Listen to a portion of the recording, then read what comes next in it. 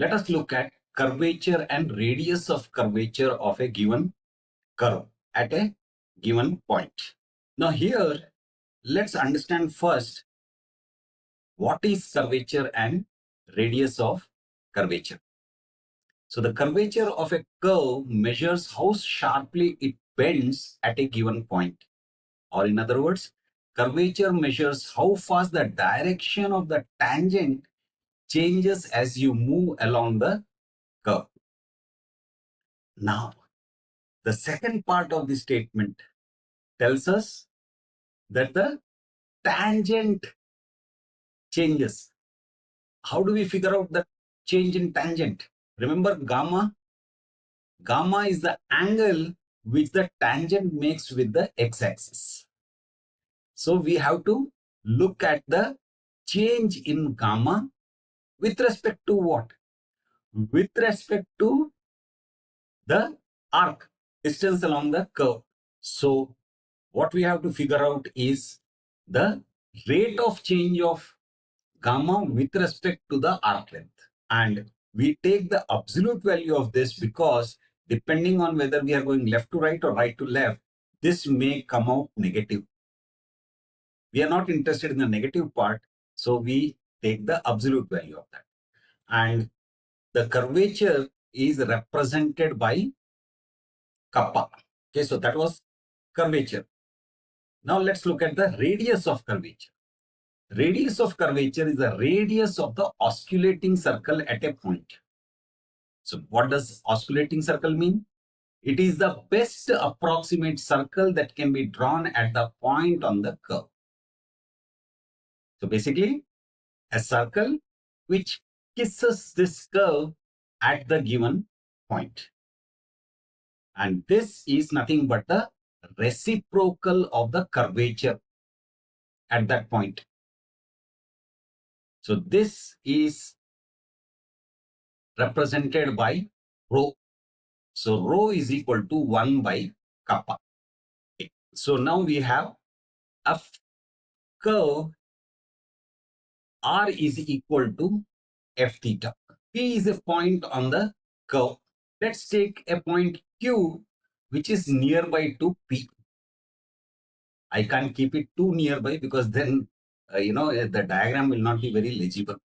Okay. Now delta S is the arc length between P and Q, and O is the pole or the origin.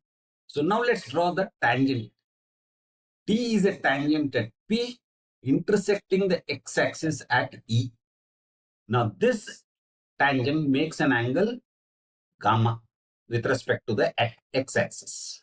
So gamma is equal to angle E. Now let's draw a tangent T1 at Q intersecting the x-axis at F. So a tangent at Q which makes an angle gamma plus delta gamma.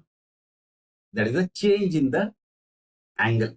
Okay, let's also draw the radius vector and let's mark this point as F. Gamma plus delta gamma is angle F.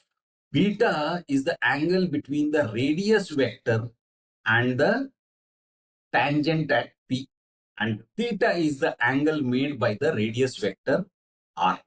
Now we know gamma is equal to theta plus beta. Remember this? This is an external angle to this triangle. So external angle is equal to the sum of the interior opposite angles. Differentiate this with respect to the arc length. So d gamma by ds is equal to d theta by ds plus d beta by ds. Now, this d beta by ds, we can write it as d beta by d theta times d theta by ds. So now remember d gamma by ds, which is what we had to find, and that is represented by kappa, which is nothing but 1 by rho. So 1 by rho is equal to d theta by ds is common to both. We take it out times 1 plus d beta by d theta. We know tan beta is equal to r times d theta by dr. Let's rewrite this as tan beta equal to r times 1 by dr by d theta. It is the same as d theta by dr. Now, let r1, that is the first derivative of r with respect to theta, be dr by d theta. Why b? It is tan beta is equal to r by r1. R is the radius vector magnitude and r1 is dr by d theta. Now let's differentiate this equation. Tan beta equal to r by r1. Now derivative of tan beta is sec square beta times derivative of beta is d beta by d theta equal to, when we differentiate this, we get r1 times r1. That means r1 of the denominator as it is, then the derivative of r, which is r1, minus r as it is, and the derivative of r1, that is r2, divided by r1 square. Now, sec square beta can be written as 1 plus tan square beta. So, 1 plus tan square beta times d beta by d theta is equal to r1 square minus r times r2 by r1 square. Tan beta is r by r1. So, which means tan square beta is r square by r1 square. So our equation becomes 1 plus r square by r1 square times d beta by d theta is equal to r1 square minus r times r2 by r1 square. Here, we add these two up. We get r1 square plus r square divided by r1 square times d beta by d theta equal to r1 square minus r times r2 by r1 square.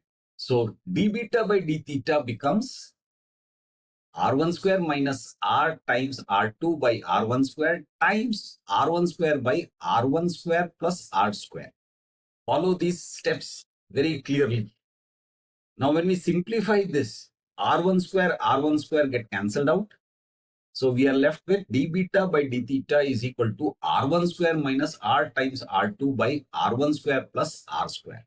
So we have got the change in beta with respect to theta. Okay. Now 1 by rho is equal to d theta by ds times 1 plus d beta by d theta. We have already found d beta by d theta. So we substitute it.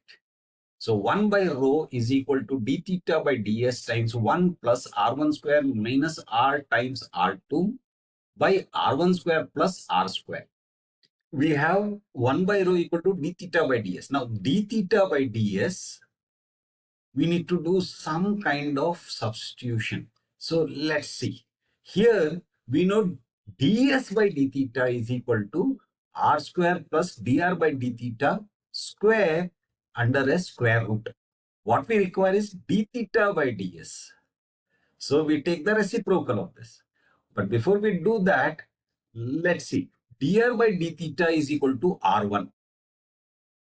So we substitute here r1. So we get ds by d theta is equal to r square plus r1 square, the whole thing in a square root. Okay. So its reciprocal would be what? d theta by ds is equal to 1 by r square plus r1 square. So we take that.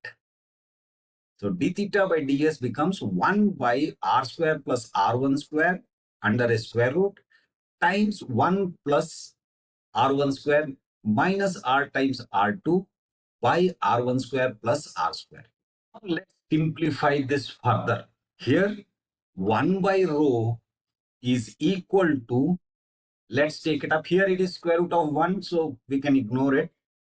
Here r1 square plus r1 square, 2r1 square plus r square minus r times r2 divided by, the denominators are same. The only thing is here we have a square root. So 1 by 2 plus 1 is equal to 3 by 2.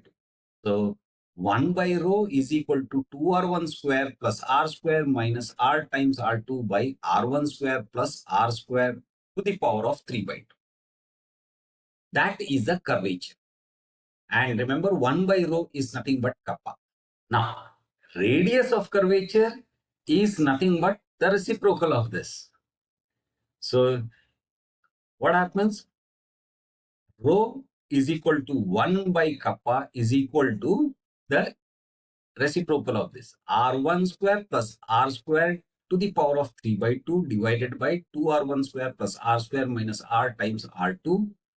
So that was curvature and radius of curvature of a given curve at a given point. Again, let me remind you, there is a link to a PDF book which describes all these in detail. Please feel free to download it, refer to it, and if you think somebody else can also benefit from it, please do share. That's it for now.